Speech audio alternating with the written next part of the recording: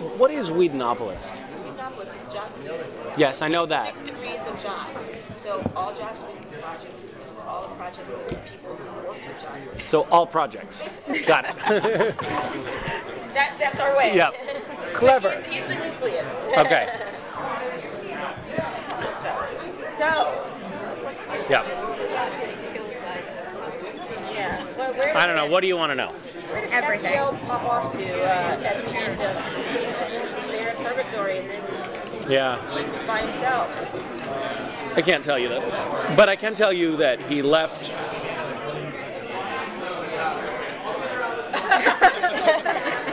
Okay. I actually do know, and I'm not going to tell you why or where he went, but I will tell you that that is a question that is resolved fairly early on in the season. We get to see, oh, okay, that's what he was doing, and he may have his own agenda, and he may be trying to save his own ass, or he may be doing something to protect Dean, and I'm not going to tell you which one it is. But yeah, it's fragmented. The way that the Purgatory flashback storyline is being presented is fragmented. So even I don't have a clear picture of how it all comes together yet. So far this season, they're keeping me just as in the dark as always. None of us know. Like none of the actors know what's going on. And I think that we've all, not to keep rambling. I think we've all given up on really trying to find out because it's just not. It's just sort of it's like the NSA or something at Supernatural, and it's not because they're trying to prevent leaks from coming out. I think that it's a constantly evolving story, and they're not really quite positive where things are going, and so they just don't talk about it until the script is, almost done. And that's just the culture of how the show works, and that's how it's always been. So we don't fight it anymore. We don't ask questions because they just roll their eyes at us if we do. So are we going to definitely see more of Castiel this year? None of that 2 episodes and then. Yes. I hope so. Yeah. So last season you played power-hungry Castiel, amnesiac Castiel, crazy Castiel, more or less back to normal Castiel. Yep. How was that to keep switching between versions of the same character? It was good. It's funny. It's a funny thing because some of the changes, like Cass going crazy, it's tough to parse out how much of the old Cass you bring into that new character and how much you wipe the slate clean and start over. And it kind of makes you doubt yourself a little bit because you're just not sure where. You have to sort of create it, and you have to create it very quickly. You don't have 3 months to sit in a cave somewhere and really reflect on how it goes because you get to set how you have one idea. Ben, I think I was gonna try doing this with the crazy Cass, and I was like, oh, well, that was good, but let's try doing the exact opposite.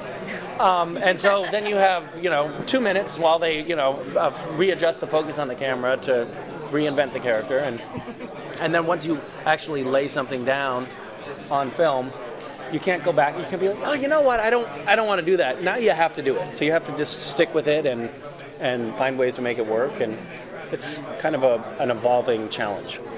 Yeah. So far you've only filmed the Jensen episode that he directed? I was not in that episode.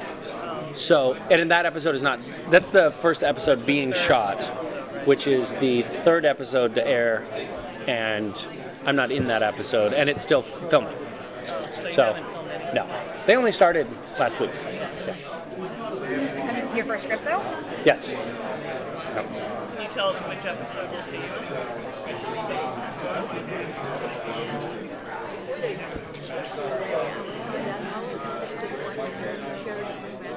It's going great.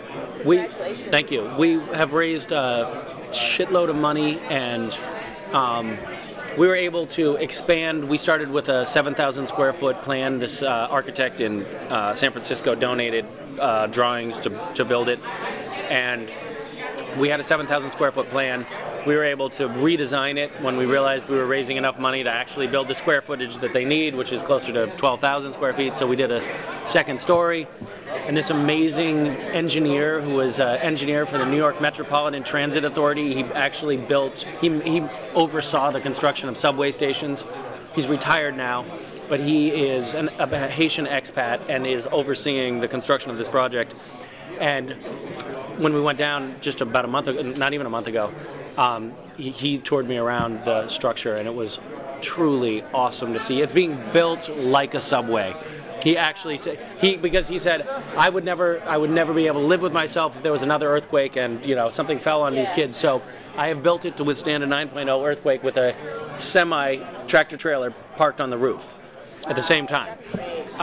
So it really actually is, and he's doing it for $19 a square foot, which, if you know anything about construction, I went over to a friend's house recently, and they were bragging that they had managed to complete this remodel for only $350 a square foot.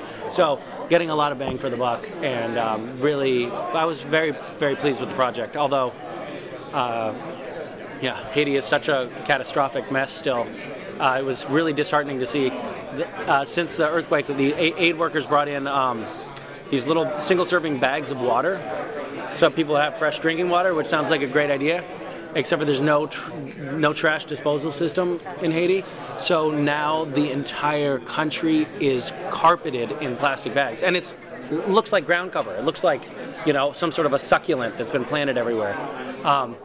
Little things like that, and the unintended consequences of some of the things that have gone on, like the Nepalese aid workers that came in from the UN from Nepal reintroduced cholera to Haiti after the earthquake. So it's a true mess, but whatever. We're trying to do something. You and Collins, and I saw Collins. Yeah. Did you see him here? Yeah. Oh, good. Yeah. I told him that it was awesome. Yeah. He was a lot of fun to have down there. We had, I don't know, whatever our capacity was. I think it was 20 something. Yeah, 20. Yeah. Are you planning another, and forgive me for saying it wrong, Gishwisha, the greatest international? You added an extra syllable, but I think it's nice. You got my dad to be sarcosis. Oh, did you? Yes, I surely did. Well done.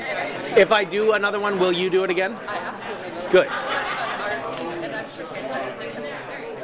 My team was from all over the world. I had Russians and Bolivians and Canadians and even Californians. So it was really fun to interact with people and see things.